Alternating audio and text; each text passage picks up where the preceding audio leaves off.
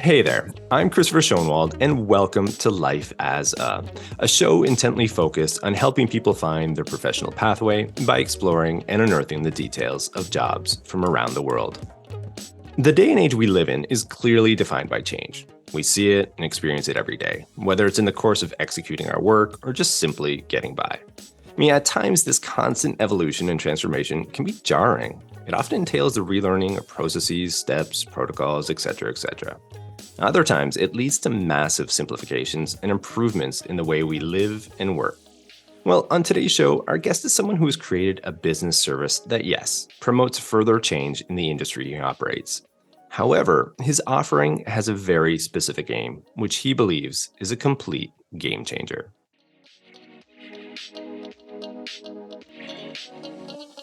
Hey, welcome to the show. So, Marc Brown is the founder of Byta, a service where music meets tech. This platform enables everyone to send and receive digital audio in a clean, simple, and secure way. And it is built for everyone working within music today. Now, for Marc himself, he's had an interesting journey, starting out in Calgary, Alberta, Canada, making his way to Halifax and working with Canadian indie legends Sloan before heading overseas to the UK. His extensive music business background and considerable digital audio knowledge has helped him deliver unique insights to audiences from Tallinn to Toronto. Rewinding a bit, Marc got his start in the music business at Murder Records, Canada's premier artist-owned label during the mid-90s. He was also the co-founder of the Halifax pop explosion called Halifax on Music, and he then moved to London after working in A&R at the legendary London Indie Creation Records. And then at Alan McGee's Pop Tones, Marc started his own boutique UK radio promotion company off the back of his success with The Hives. For over 10 years, Marc worked with an impressive list of indie rock luminaries, including, and get this, Wilco, Bloc Party, Bright Eyes, Spoon, and Refused, as well as legends such as Tom Waits, Yoko Ono, Booker T, and Mavis Staples. Marc currently lives and works in Stockholm, Sweden, where he remotely manages and operates his music tech company, Byta. So with all that said, Marc, it's an absolute pleasure to welcome you to the program. How are you doing? Good, thanks. It's not a bad bio, is it? I was starting to smile. You told me I was going to be off camera while you were doing the intro, so I started smiling. It's not bad. It's a pretty okay, I guess. Yeah, it does sound all right. It reads nicely. Yeah, I know off the top for some guests, it can be mildly uncomfortable to hear all that stuff, but at the same time, there is that moment of reflection where you can kind of like rewind a bit and be like, oh yeah, I did that too. And it's kind of nice. I would imagine it'd be a nice sort of experience. It could be a nice experience. I think it is. And I also, the one thing I wanted to say is you're very good at speaking at a consistent tempo, because I have to do overdubs for our podcast that we do. We do this monthly event, and I speak too quickly. So you're very so not only was the content impressive, the delivery was equally as impressive. Well, thank you. I guess that's, comes along with some of the experience in doing this now for the last year or so, but it's still a work in progress, no doubt. But I'm definitely eager to get into all of this with you. Your background and everything, just kind of what I was alluding to off the top, really quite fascinating stuff. So maybe with that in mind, we can jump right into it, if that's all right, Marc. Sure, let's go for it. All right. So I've got this first segment lined up, something called Coloring Wikipedia. As my guests know, it's a segment basically I just read off, a definition of the person's profession or business or industry. And it kind of just sort of like sets the tone for the whole conversation. So I went with entrepreneurship for you, and it's a bit of a catch-all definition here. It's quite general, it's quite bland, but maybe after listening to it within the context of all that you've done and currently doing, you'd comment. Does that sound all right? Okay, definitely. All right. So here we go. Entrepreneurship. Entrepreneurship is as the process of designing, launching, and running a new business, which is often similar to a small business, or as the capacity and willingness to develop, organize, and manage a business venture along with any of its risks to make a profit. Very corporate, very straight, very cold sounding. What do you think? Super dry, so dry. Right? Exactly. Well, that's Wikipedia, man. That is Wikipedia. Yeah. But basically that's true, I guess. But I think you could summarize it in a different way. You could say, I don't like that word entrepreneurship, but when I talk to people about who wouldn't know what I do, I say I'm an entrepreneur. So they refer to me as an entrepreneur. But It's like building. Sorry to interrupt. Why don't you like the word entrepreneurship? What sets you off? Because you end up with a definition like that. Like, Okay. I think it devalues the creativity of what it is. It's creating something from nothing. Yeah, I think, yeah. and I think it's a very creative process. And yes, there's a financial element attached to it, but you're generally creating something from nothing. And I think that's the part I like to focus on. And I think that's the creative side of it. But that definition is, credit to Wikipedia, is technically right, I guess. Well, I guess I have to jam all those things into it, but yeah, I would be on your side for that too. I like your idea. I mean, quite simply, that's what it is, right? It's creating something from nothing. And in terms of what you've done, would there be anything else you would add to that definition itself, or is that it's as simple as that to you? Yeah, because it's also like it's quite a broad term that everybody like, and I didn't like in there that they had something about small business. I think there's a lot of people who work, say, in venture capital, who like to look down on people who run lifestyle businesses. So people who run a business and give them the ability to have a good life. And I think it's like no one type of business is better than another. Everybody does things differently. And I think, so in that way, I would never want to put a value on what kind of entrepreneur someone is. Anybody taking that step into the unknown is technically an entrepreneur. So I'd like to remove the part about the size of business, because I don't think that is important. I think the key is that you want it to be a success, whatever your goal, whatever your definition of success is, because everybody has different definitions, I think. Yeah, totally. I think that's a really good point. I mean, I think that entrepreneurial sort of journey is that personal one. Like you said, it represents different things to different people. And whether it's a small business, medium-sized, large, whatever it might be, I think that's a really, really good point. Now, getting back to your business, Byta, and we're going to get into this later too, but in terms of, I guess, like a typical days, like what keeps you busy right now without getting too deep into the weeds, I suppose, like. It's our team, our company's fully distributed, which means we don't have an office. We've never had an office. So I just sit at my computer and I and that's where stuff happens, really. Yeah. Or I go for walks. I know you asked me for photos of what I do at work, and I'm like, God, I don't really like. It'll be some of the most boring photos ever. But I will pull something out. But because it's not the first time someone's we'll get 4 different angles of you at your computer, maybe. Exactly. Yeah. So, but the thing is, I think it's a lot of communicating. So be that via online means, messaging. Being on Slack, sending emails, talking, meeting people. I don't necessarily meet many people out in Stockholm for work, but I did last night, for example. So it's just a lot like running a business is a lot about, it's like an idea, but then there's a lot of communication, and it's just talking to people and trying to move it forward. And because a business is built on people. Yeah. And that's really comes from the interaction of the people, I think. In researching for this talk, maybe it was a podcast I was listening to with you on there. I think it was mentioned that your team is spread out over the globe, essentially. Like, I think you have members in Australia or elsewhere. I mean, maybe we could speak to that point a little bit. I mean, that term I mentioned, it's called a distributed team. And so we started in London. There were 3 of us. And the person in Australia you refer to as Jen, my co-founder. And so it was her and I and someone else in London, and we started it there. And then, but we all worked from home. So we were all sort of consultants or whatever. And then Jen moved to Australia. And I'm like, oh my God, this is the end of the business. So this is, 6-7 years ago. I'm like, this is it. It's over. And then there was no problem. We just sort of talked on Sundays. I talked in the morning. She was online at night. And then it just sort of grew from there. And then the people we have in Canada, the person who contacted you, Colin, who does our marketing, he was my first boss when I lived in Halifax.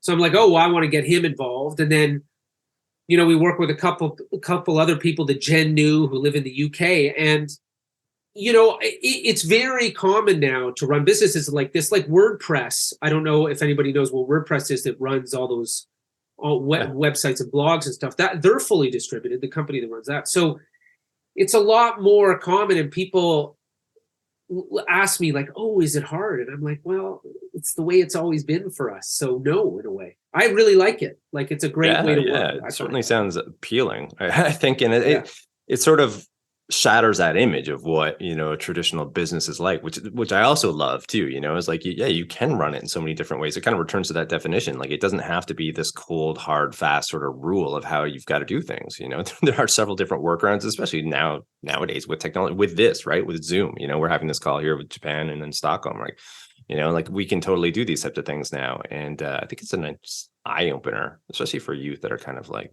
struggling to sort of like see these different options that are presented before them, you know? Well, it's funny, like, and thinking about your question about entrepreneurship, like, what I don't think, I think people think, especially because of the way the media portrays startups and all, like, it's a lot of it's bullshit, really. Like, and a lot of it's not going to be like that for, you know, people listening who start their own business or whatever. But you can really build it the way you want to. Like, that's the whole point. You're not building a company that you hate. You're building a company you like. Mm-hmm. And the people in it are the ones that build that culture. And that company could be 1, 5, 10, 20, 30, thousands of people. It doesn't matter. It doesn't matter. And I think that's the whole point. It's like, oh, like, we never thought we needed an office, so why get one? Yeah, that's all it is. It's not like there wasn't a manifesto. And it was way pre-COVID. So, you know, we just thought, oh, this is the way we work. Let's go for it. There's nothing to think about, really. And it just ended up this way. Yeah, and then COVID shows up, and then it's like, oh, everybody's learned how to work from home anyway, so we're all good. Yeah, perfect, man, perfect. All right, well, maybe we could slide into a new segment here, something called Pathways. And I really like this segment for a couple of different reasons. And one is, like, I think, returning to the point that we're just speaking of, like, people have these preconceived notions of, like, this is how it's got to be, whether you're like running a business this way or that way. And oftentimes too, like, in terms of like how people end up in their business or how people end up in their professional careers, it's like this straight line path. And like, the reality is it's never straight line, like, very, very rarely. So in terms of that, you know, maybe for your pathway, I mean, I sort of spoke to it lightly off the top, but you know, how did you end up where you're at right now within Byta? Maybe we could rewind a little bit here. So, like, I'm Canadian, and I always liked music from like a very young age. And then I moved to Calgary. And I remember when I moved to Calgary, I'm 48. So this was in the early 90s, I think. And I remember thinking, like, why doesn't Calgary get the gigs that I think they should? Why don't lots of bands come there? Right. And I didn't understand why. And of course, there's a reason for that where Calgary is on the routing and depending on the venues and all that, like, all stuff I know now. And so I just became very curious about that. And then I went to university on the East Coast outside of Halifax in Canada. For anybody else who's not Canadian, like sort of near Boston, but you have to drive around. And so this was a time, like, in the mid 90s, when lots of bands in Canada, it was very difficult to get exposure outside of Canada. It's radically different now. You've got Drake and all these huge, ginormous artists across multiple different genres. But back then, you couldn't get arrested in the States. It was terrible. But these bands in Halifax were getting signed to American labels and starting to tour in the US. And so I was going to school in this small town, and we started going in on the weekends to watch bands play. Yeah. And I really disliked university. I was doing, you mentioned earlier, you did sociology. I was doing sociology, and I liked it, but I'm like, I'm just waiting to do the thing that I want to do, which is work in music. So I contacted that guy, Colin, who now works with us, and he ran this band Sloan's label. And I just said, what's the deal? Like, can I get a job? And he's like, no, but you can come volunteer. So, and I know for people, not a bad deal. Yeah, but for people starting out now, because I talk to a lot of students and stuff, like, that's not the recommendation that you should work for free. But I did it. I left the small town I was going to school in. I moved to Halifax. I volunteered for free. Mm-hmm. Then Colin got me. He felt bad that I didn't have any money. So he's like, okay, I found you these bands to go on tour with in the United States. I did that for a while. We started a festival. And then they sort of ran out of money there in Halifax. So I'm like, oh, well, I'm going to move to England, because I had just been there. a couple months before or something. And I was young enough that I'm like, oh, well, this will go great.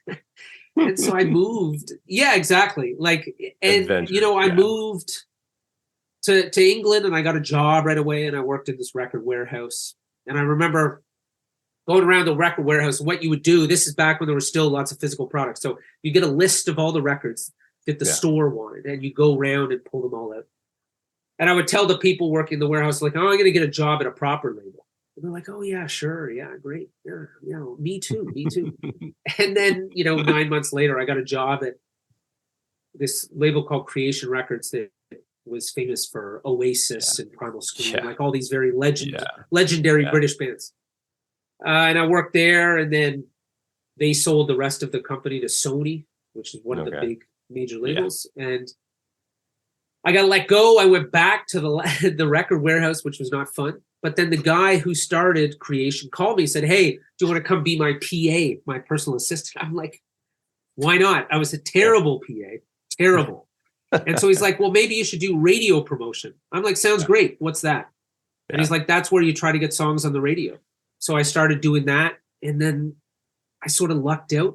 This was around the time of, I guess it was the early 2000s when guitar garage rock was becoming quite popular. So, which was the last time guitar music was popular in a broad sense, I think. And so I just started working with all these bands, and it went really well. So I'm like, oh, okay, like I guess that's what I do now. And so I started this little promotion company. So like just a consultancy business where bands and managers and labels would hire me to get their artists on the radio. And so I did that for about 14 years. And then that's sort of my music business career. And then the way I ended up on Byta was, in that period when I was running that, like the job was that you'd send records to people before the music's out in the shops, and you would hope that people would play the record on the radio or write it about in the press. Yeah. So when the record was out in the record shop, people would know to go buy it, right? Right. And so you'd send CDs. Like I'd sit there and stick CDs in Jiffy bags in little mailers. And it was the time that like links started to become popular, back when I think it was You Send It. Okay. And all that kind of stuff in Dropbox. Kind of rings a bell. Yeah. And it's like, oh my God, like this is no way to listen to music. Yeah. So I thought what we need is and SoundCloud had started and all this kind of stuff. And I thought, well, you know what? People who work with music, this is what they do all day long. They send and receive audio files and streams. And so I'm like, there's got to be a better way to do this. And I thought, okay, well, how hard can this be? Famous last words, yeah. Yeah, exactly. Famous last words. So I'm like, I found these people, Jen and this guy, Pete, who lived in London, and we started building it together.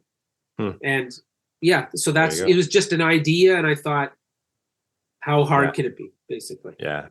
And there you go. Like, I love that for a few different reasons. One is just like, again, the serendipity of it all. Like, there's a purpose there. Like you said right off the top, like you wanted to get into music. That was the passion. Yeah. That was the thing. So you put yourself in all these situations where you were embedded within that whole industry. You didn't know exactly where you're going to end up along the way. And just sort of like one thing would lead to another. And you just kind of kept an open mind all the way through.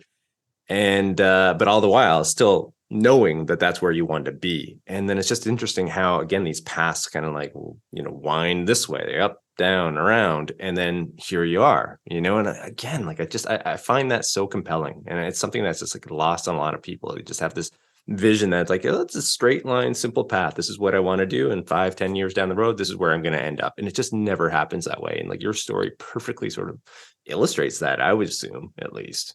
Yeah. I've met people and they talk like that I'm going to do this in 2.5 years, and I think like, oh God, are you kidding me? Like, yeah, me. And if it goes that way, I always think to myself, well, you're not pushing yourself hard enough. Right. If it's not going a bit crazy and not going the way you want it to, it means that it's not challenging enough. But Or you're You know, closing I out just, opportunities, I think, too. You know what I mean? Like if you just have this straight line and you're like, well, no, I'm focused only on this one thing. You know, it can work in certain fields, of course. I mean, if you want to be a doctor and this is the path, and oftentimes it oh, can be you a have straight to line be. path. You have You know, to be. like you have to be. But in other times, like in a lot of other industries and whatnot, like you can be a little bit more open-minded and sort of like explore things, and you're going to kind of get a better idea of who you want to be, you know, and how you're going to fit into things. So I think that's a big part of it too. But yeah, anyway. But what's most interesting is my only goal was to get a job working in music. Yeah. So I succeeded by many times over. 96. Yeah, right. You know, like I did that when Colin hired me. Colin works with us. Yeah. That was, I had succeeded. Yeah. So all the other stuff, I didn't expect to do anything else. I just thought, oh, okay, box ticked. Nice. So that's what's fascinating about it. I didn't really know what was possible because you're young. Like I was 19 or whatever. Like you don't know how things are going to shake down. You don't know what's possible, and that's why it's good to keep, like you're saying, to keep an open mind, because you don't want to shut out things that you don't know are possible. That's right. Yeah. Some sage advice right there. Well, maybe we could sort of skip on over and do a new segment here, a Q&A discovery. You can kind of just continue this back and forth. And you've already sort of alluded to this with Byta, but I found this, you know, just visiting your website, one of the first things that pops out is like this slogan, this phrase, like Byta is built for music. And again, I alluded to this off the top. You were just speaking to this a little bit more, but maybe you could explain that statement, you know, a little bit further for listeners. The easiest way to explain it is, if you think, no matter anybody who's listening, you use Dropbox or Google Drive or any of these platforms for, like I pay for Dropbox to store all my Excel files. Yeah. And I alluded to this time when, you know, these platforms were just showing up, right? And back then they were new. The whole concept of being able to store files in one place everywhere on all your devices was a very new thing, right? So super exciting. But over time, things have developed so much that everything's become so digitized that there's been a lot of industries and applications that have become very specific. People have built very specific products for certain things. So Dropbox is great if you want to throw a Word file or an MP3 or a couple photos in and just make sure it's everywhere. Yeah. But if you work with music, you work mostly with audio files. And audio files have unique properties. So they have metadata, like information that lives in the file, like the artist name and the track name. And there's different versions, like lossless and lossy, like so audio quality. And then there's a lot of things about security, right? So the whole point with Byta was, it's like, well, you can use these platforms that are built for generic files, any type of files. Or I think because everybody does things digitally now, no one sends CDs anymore. It's worthwhile building a platform that's built specifically for music, for audio files. So that means that you can take advantage of audio files' unique properties and offer features and functions that make it easier for people who work with audio files to do the job. So you know, Excel, that's great. If you work with Excel files, Byta's not going to be for you. You're going to use Dropbox. But if you work with audio files, you're definitely looking for something that does what you need it to do, and that's what Byta does. Nice. Yeah, that's exactly it. I think that how you led into that, answering that. I mean, everything nowadays is getting that much more niche down and targeted, you know, specific purposes. And yeah, I can certainly see like how that would fit in. And like from your experiences, again, when you were, I guess, you know, you had your own boutique, what was it, record company or radio promotion. Yeah, so company. It's like doing press, like it's like doing PR, but for radio and for TV. Okay. So yeah, I'd imagine at that point, you're seeing some of these pain points within the industry and some of the failings of what, you know, is currently available then. And then as you progress out of that, kept an eye open or kind of looking back at that and like, ooh, there could be a better way here. Is that kind of how this idea began to formulate? That's exactly it. And like, I just thought of something, like the key to remember here is that this process is part of what people use. I think it might still be called like unbundling. I think it is that you have one product and then the market opens up where lots of people use that product, and then it breaks into different, types of products that are more specified. It's the digitization of the world, basically. And so there's nothing special about what we do. It's just around music. So, but you are right that the key point is, if you work in music, you listen to music. And if you're receiving a lot of music and it's difficult to listen, you can't remember where the link is or the file, you don't know who the artist is, all that kind of stuff, it wastes a lot of time. And who does that hurt? It hurts the artist. And so our thing has always been like, look, when you're starting out, you're reaching out to record labels, to managers, you're trying to get gigs. You need to make it easy for these people to listen, because you're looking for their help and support at the start. And so that's the real fundamental issue, the thing that everybody can take away from this, even if they don't work in music. It's like, people in the music business listen to music all the time. They send music and they receive music. And if you can't listen to what you're being sent or received, it's game over. There's no point. Because if you can't hear the music, what's the point, right? That's right.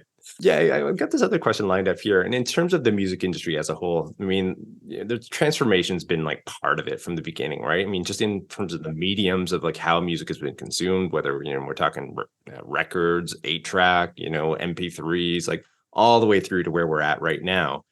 And I'd love to know like how the industry reacts when further sort of like tech proposals are being put forth, like how does the industry respond? Is it kind of like, we're like, oh, no, we're just kind of getting used to things right now, we don't want to like shift it all around again? Or is this sort of like now become part of what this industry represents? Is like, we're constantly evolving, we're constantly making things better. I mean, how is the industry react to the advancements in technology or better ways of doing things? Like that is an interesting question, and it gives me an opportunity to explain like the music industry, which I don't like is a term, because it implies that certain people are in the music industry and other people are on the outside. And I don't like that binary thing. So I call it the music ecosystem. And,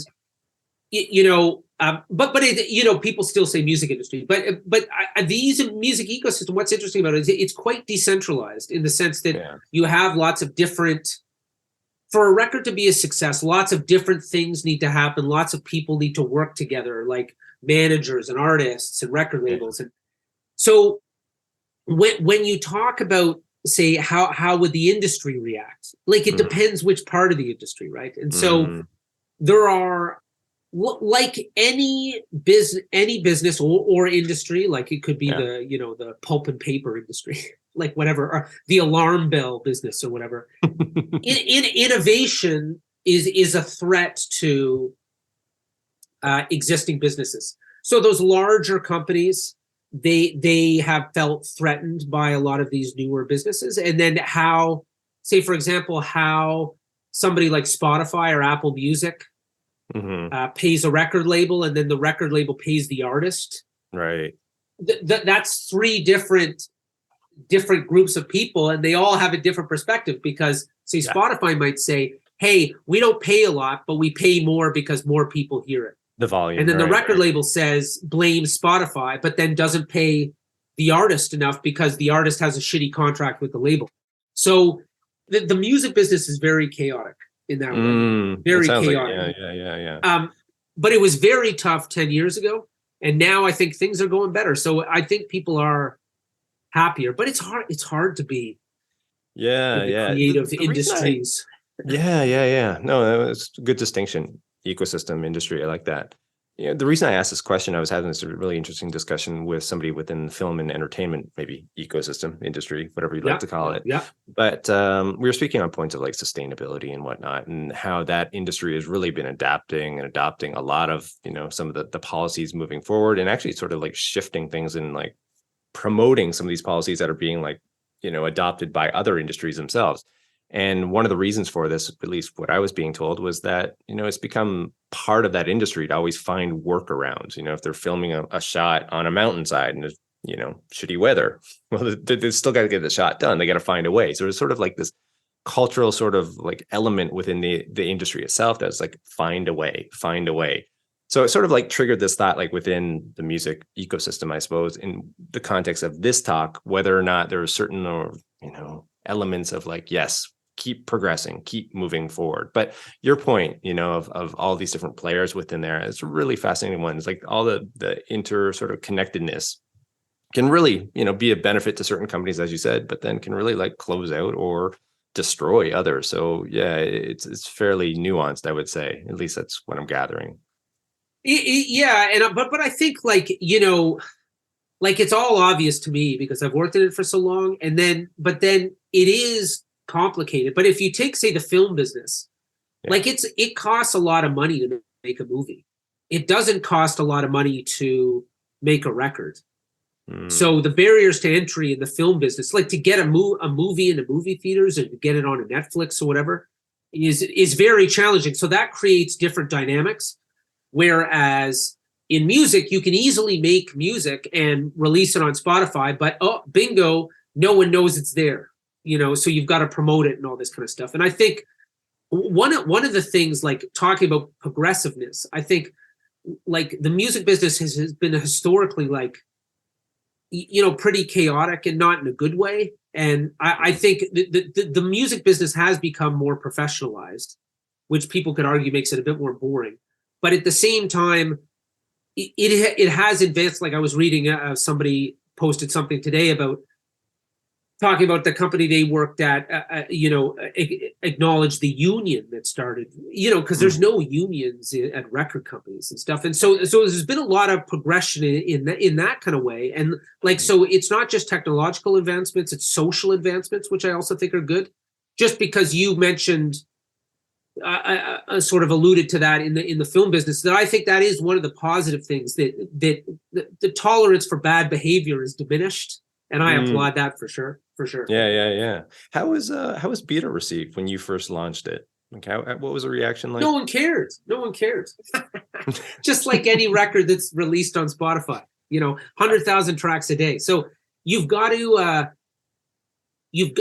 get going. And no, like people, I'm joking. Like people were interested in the idea, but then you're building it as you're trying to promote it, and then you realize that people don't want to be sold anything. So you're attracting people through other means. Like we do a lot of stuff around education.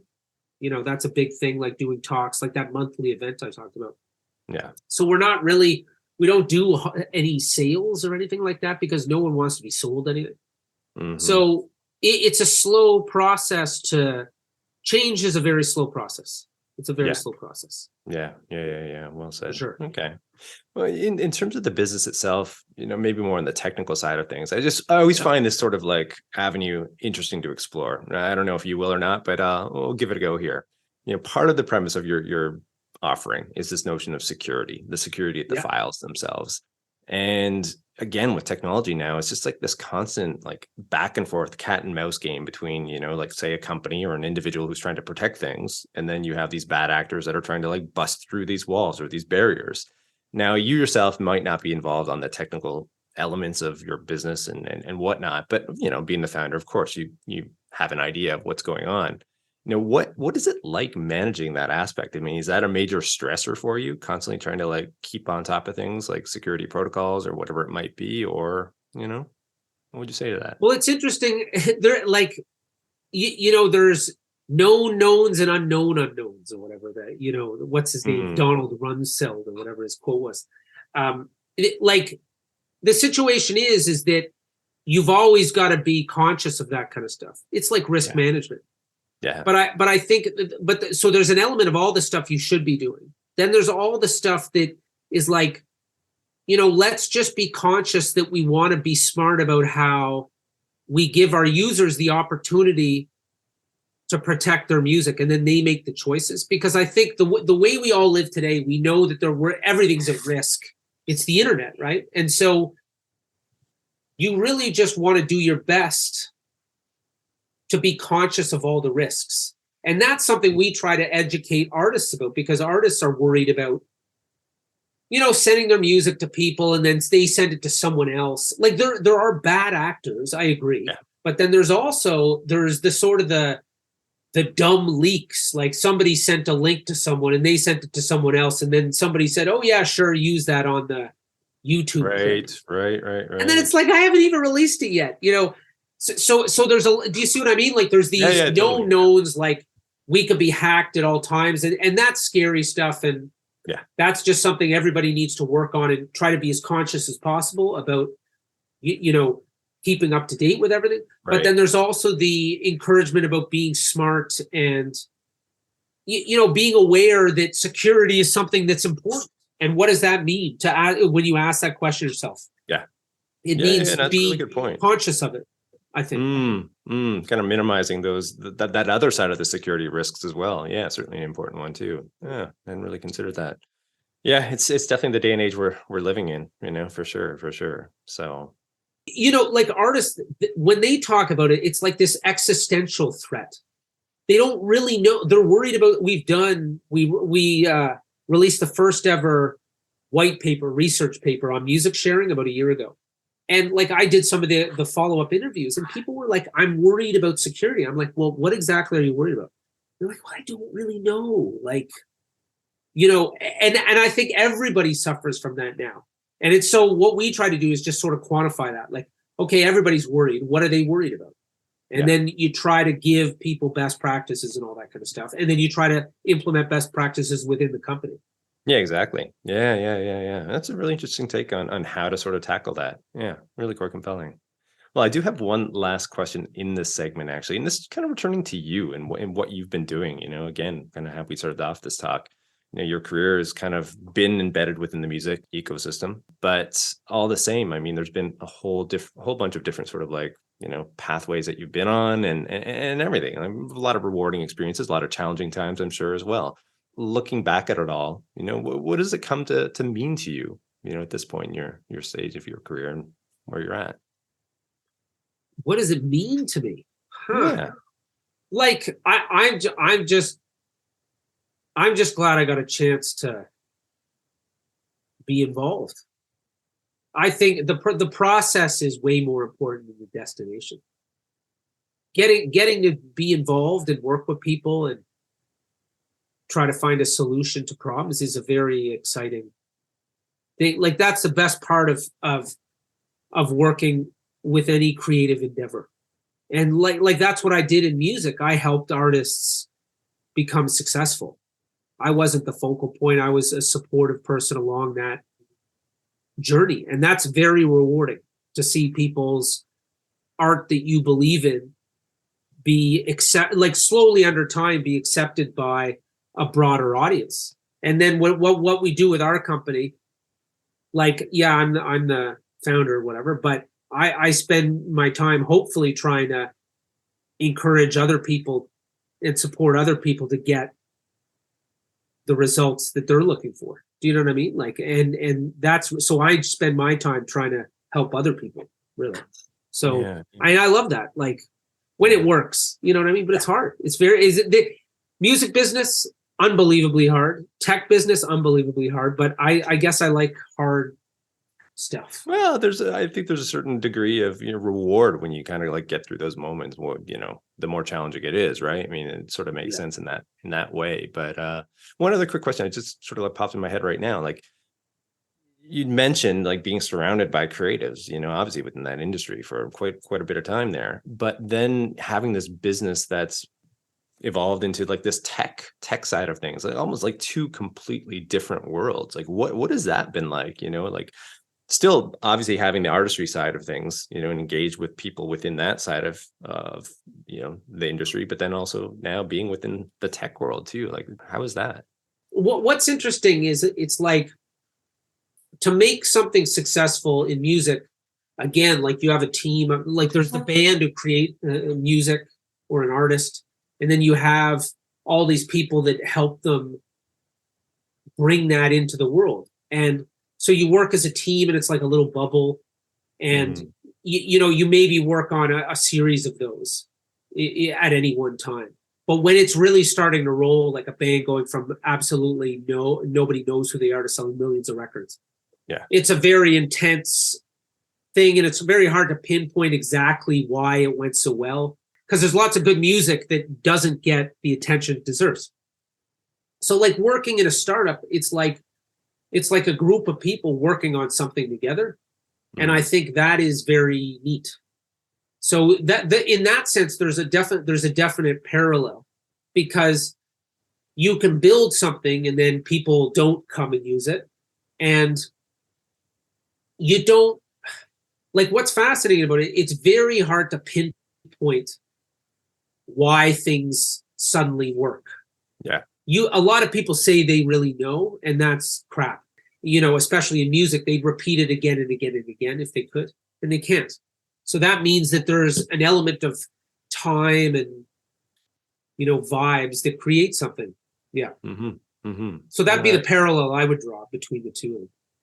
Well, we are shifting in towards the middle segment here, something called a water cooler story segment. And here I just ask, guests to indulge listeners with a story related to their work, profession, business, whatever it might be. And I'd love to hear what you have for us today here, Marc.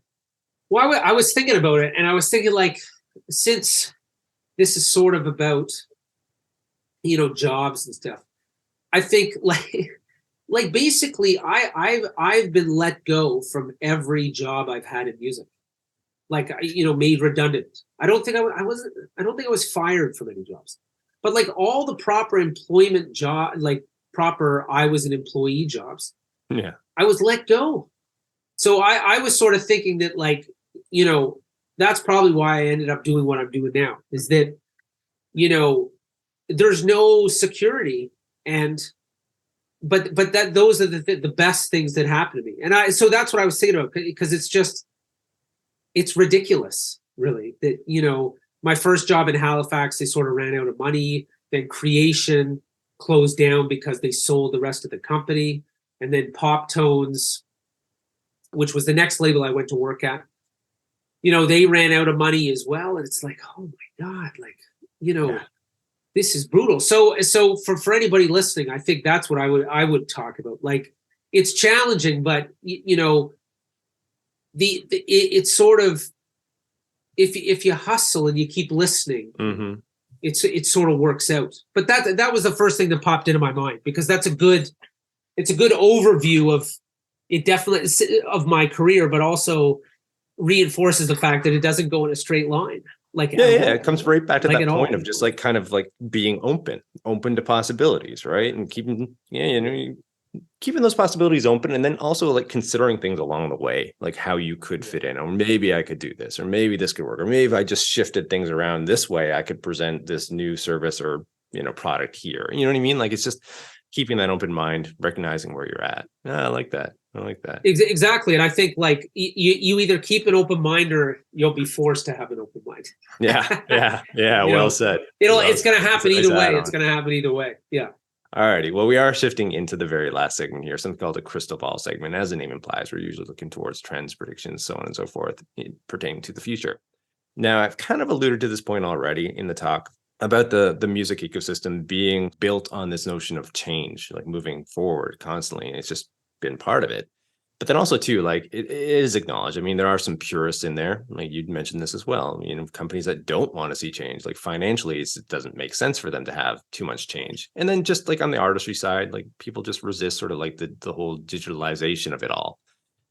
Then on the other hand, you have this younger generations coming through, like millennials. They know nothing different than digital transformation. It's just constantly happening. So I'd be curious to know about like what you foresee coming down the line in terms of the music industry in regards to this notion of change, and especially within like tech and digital notions of it. How do you see things going?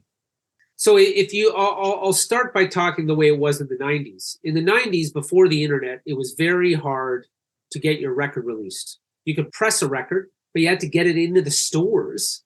Like, you actually had to find someone to put your record in the store, right? So there were barriers to entry. Yeah. And that meant that it was hard to be successful because it was impossible to get going. But now anybody can get going. And that decentralization is a very good thing, because it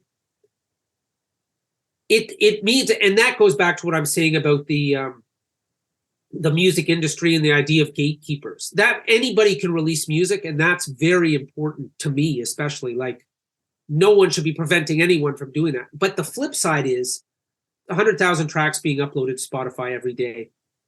it's very hard to get noticed because there's a lot more competition, no barriers to entry. So that's classic sort of business bullshit.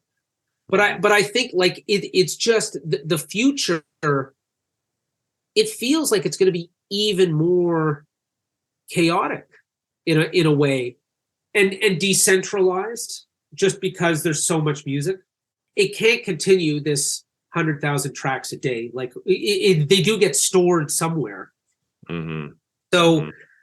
It's just there, like specifically within music, there's a lot of work to be done around making it simpler. The business of music needs to be simpler because there's the actual audio recording, who owns the song, who owns the publishing.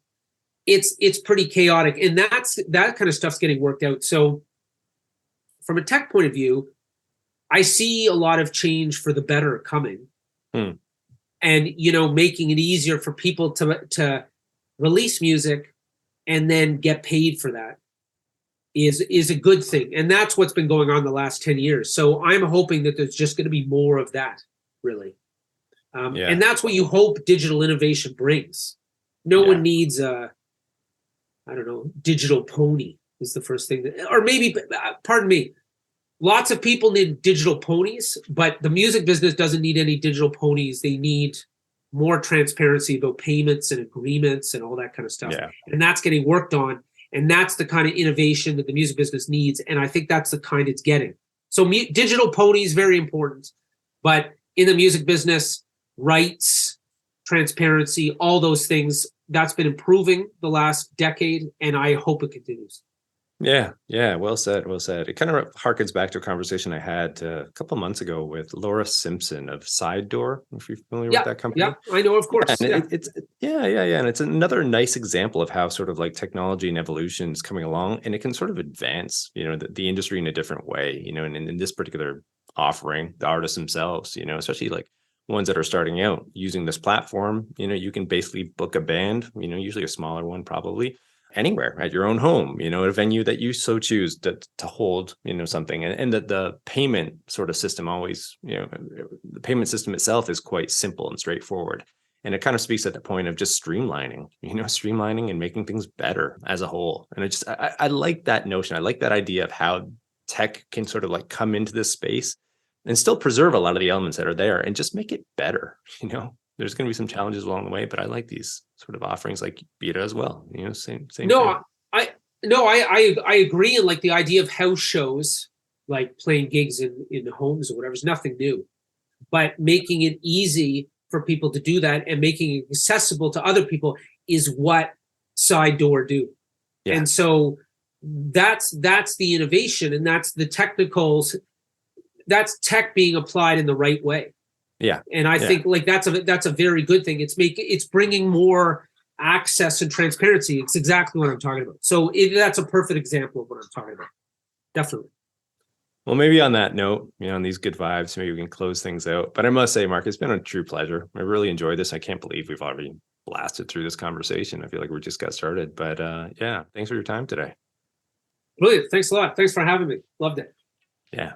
Well, for those interested in learning more about Marc and his work, of course, you can check him out at Byta, BYTA.com. You can also find him on LinkedIn. And for reference, all of this information will be included in the show notes. You can also rate, review, and subscribe wherever you access your podcasts. And sharing. Sharing is caring, right? If you can get that stuff out there, I think it's all the better. One more thing, within the last year, I did launch a channel over on YouTube, and you can go check out video conversations. And the cool thing there is we will have some imagery associated with the talk, so you can kind of take it in a different manner. And of course, please don't forget to tune into the next episode of Life As where we'll continue to explore and unearth the details of professions and the people behind them. I'm your host, Christopher Schoenwald. Until next time, stay curious about life and living.